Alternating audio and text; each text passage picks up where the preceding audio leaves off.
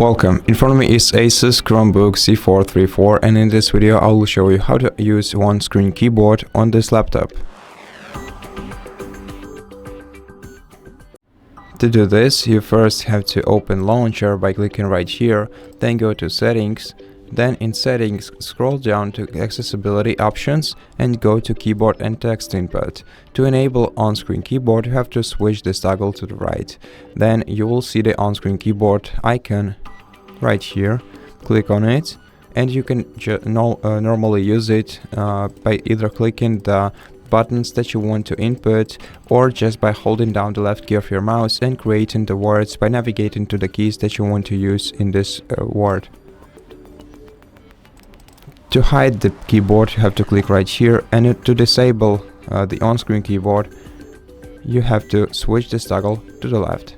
And that's how you do it. So thank you so much for watching this video. If you liked it, consider subscribing to our channel, leave us a like in the comment below, and I'll see you in the next one.